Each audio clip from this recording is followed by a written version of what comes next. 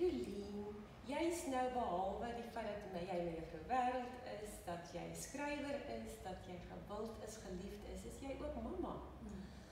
Wat doen jy in hierdie tyd om jou kinders besig te hou? Hoe hanteer jy dit as gesin? Melanie, dit is regtig 'n aanpassing om alles te wees, om 'n mamma te wees en op hierdie stadium 'n juffrou te wees en 'n maatjie te wees.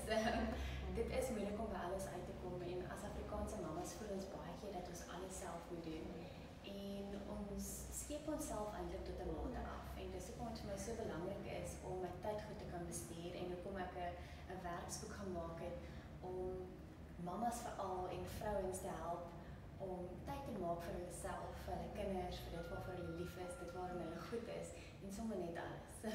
Ek dink Rolien, wat jy sê, 'n mens kan net goed wees vir jou kinders en vir ander mense as jy regtig goed is ook vir jouself. En dit is so tekenend van hoe jy is en wat jy doen. Rolien, gaan jy jou kinders Afrikaans grootmaak? Sonder twyfel, sonder twyfel. Ek glo dat dit so belangrik is vir 'n kind om in die fondasiejare van sy lewe of haar lewe in haar of sy moedertaal groot te maak, groot te word en dan ook onderrig te ontvang. En ek dink dat saam met die Afrikaans praat, die Afrikaanse kultuur ook oorgedra word in daai jong ouderdom.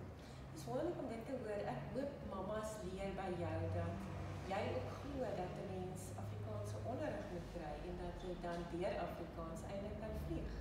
Ek dink jy is 'n tekenende voorbeeld van iemand wat in jou Afrikaanse moedertaal onderrig gekry het en die wêreld gaan oorwin het.